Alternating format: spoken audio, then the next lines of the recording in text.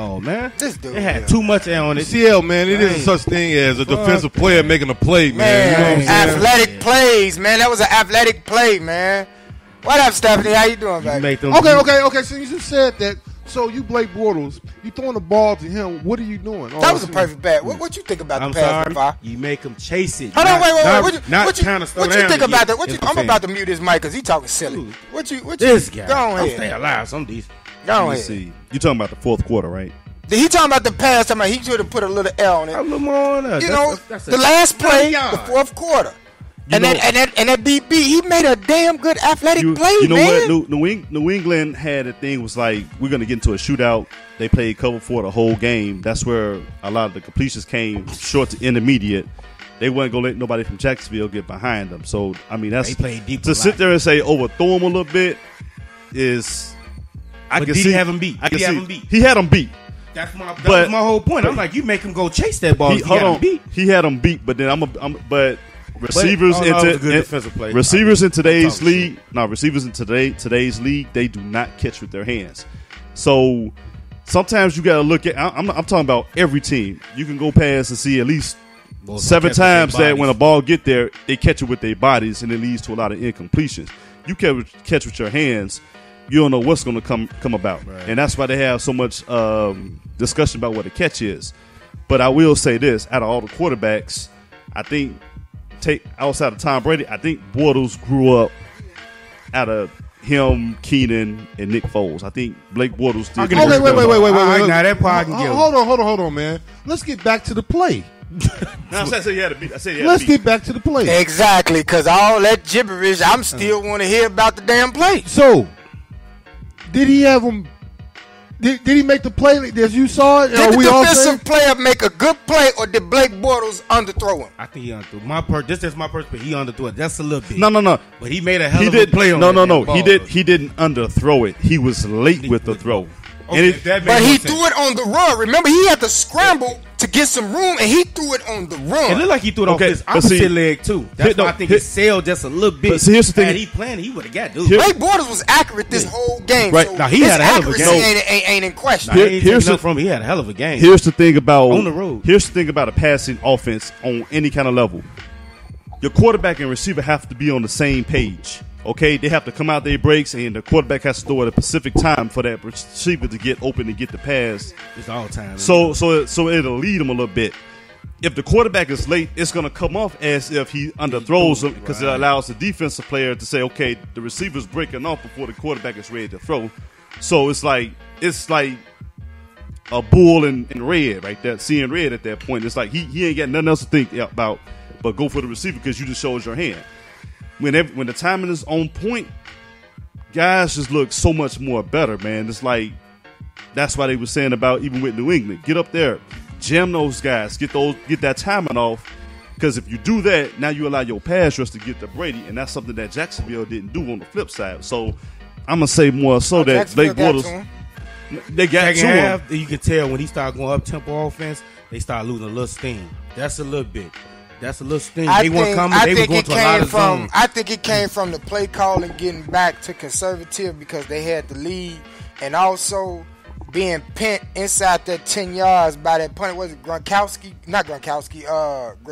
Grotowski, whatever the hell his name is. Punter, yeah. One of the Krowskis, you know what I'm saying? I think by him putting them in the 10 and them playing so conservative at that put more pressure on them in the end. Yeah. The play calling in that third quarter really changed the game for Jacksonville. And then when that fourth quarter hit, they tried to turn that ticket back on. But by that time, New England got their momentum. But you know what, Key? I'm going to say this. I think it was done even before the second half. Critical point, you had 50 seconds left and 2 timeouts. You nail the ball. I don't care if you got. That is true. You go for it, kid. I don't care if you got field goal or something. I don't nothing. I don't care if you got Craig Crystal back there. You still go back there, man. That was you gonna give it a chance. That was man. Playing too safe against New England. I'm like, they had a chance to cut their head off. I mean, because think about it. You go down there and you score. Okay, now you up 21-10, and then the rest of the game plays out the way it plays out. You scored 6 points in the second half. Okay, but that touchdown, you lost by 4 points. That touchdown could have made the difference. On best case, even if you go in at halftime, I agree. Or you even get 3 points, you going to have. You even get across you up the 6. 50, you got a chance to win the game off a field goal the way they scored.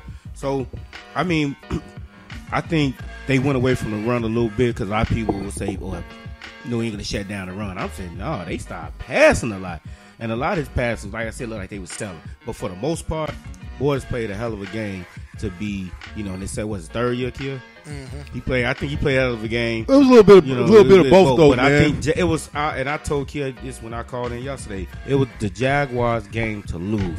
It was so. I'm not gonna get here. I'm not gonna say get Tom Brady all that. They got whistle whip, man. They got whistle whip. We already talked about that. Some of them calls, especially the one with Grump, was so crusty. Well, did you hear the Ramsey? But Ramsey did PI. No. Did you hear the? That was not. But that wasn't a reachable ball though. You can't call that. Who's the CB? But you know, if you touch them like this, kid, they gonna. That's not a. But you got to steal the name reachable. Who's the CB who they got called on because they had to talk to him? I know you're talking about number 21. And he was like, "Man, what the hell am I supposed to do?" He's kind of like he boxed them out, but when he turned, he hurt. Dude still didn't have a chance to get it. Jacksonville problem too on a lot of them plays. But they aggressive. They wasn't turning their heads. Quite a few times. All they had to do was just turn their head, and it wasn't nothing. Remember when he caught on the sidelines? What was the receiver name? If he turned his head, he got a whole interception. Like you said, they ain't whipped their head around enough. But you know what? That is like the dumbest reason for pass interference. Okay, you're there, you got your arms up, you don't touch the guy. But because you don't look at the ball as pass interference, you need to change that. No, the league need to change that shit because it's like you rob a lot of teams that way. They got to change the play that happened on Gronk too, because at the time when Gronk caught the ball, right? Let's say he hit him, right? Gronk wouldn't have crunched over like that. Gronk would have caught that ball and tried to make a move. Right. I think Gronk got scared because he got his ass licked that first quarter. They called that because he got up like. What's the guy? Got up and did one of these. What's the guy number 20 for Jacksonville? Ramsey? Is that his name? No, Ramsey. He popped him in the back. Ramsey popped his ass. Yeah. And I think that woke his ass up like, damn, these motherfuckers out here hitting. And then the guy who did hit him with that bogus ass play, he was like, if I would have went low, then y'all would have called me a dirty ass play. Exactly. But and that's another thing. He didn't lead with his head. That's another thing. So it's like, what window do the defender really got? They ain't got shit, man. Exactly. They don't. Especially on an aggressive team like that. You can't hit no more. What can you hit? You gotta wait till first of all, you gotta wait till they catch the ball, then hit them. So now giving up a first down when I can go through the man and stop the first down. Let me say this. You know so this is the one stat that really sticks out to me that bothers me, and it's just a thorn in my ass. Oh, before you get to that, no turnovers by neither team this game though, right? No turnovers by neither team. Nobody. No, I'm sorry. That Miles Jack. Okay. Talking about quarterback. Quarterback Quarterback. Neither one of them had a turnover. But here's the penalty. Here's the thing. The penalties. You got Jacksonville 6 for 98 yards. You got New England 1 for 10 yards. Can somebody please explain that shit to me? In a 4-quarter football professional game championship. You don't get a false start. It's on the line. Nothing. You call pass interference for these linebackers not turning their heads, but I seen a few times. Face mask, everything. Well, it was face mask, holding, and everything else on the New England side. Got to call it both ways, man. Got to. Kraft and Gradillo had a meeting in the second half. That motherfucker check cleared. That's what happened. Now, like I said, at some point you got to play the political. They gave him check. They gave him cash. No, like I said, at some point you gotta factor in the political side of these games too, and I think that's what it came down to. New England got 3 first down from these penalties. 3 first downs, and they was crucial. And 2 scores, right? They scored 2 touchdowns off that. Scored twice. Momentum killers right there, man. You kill the defender. Momentum, man. That's why I be like, man, every time Tom Brady in a situation like this, it's always something attached to it. It's always something. For all you stats people out there, Jacksonville on paper beat New England and outplayed New England. Yeah, but when you go to that other side of that paper, on what New England got assisted at, 6 penalties for 98 yards. New England, 1 penalty for 10 yards. And 3 of them was crucial. Fuck you, Patriot fans. The phony ones. Because this shit here just speaks for itself, man. Just look at the games and look at everything else. I just posted something in the group where they reset the clock in 3 different games, even against your Chiefs. 3 different games, they reset that motherfucking play clock. When is we gonna stop motherfucking New England gate?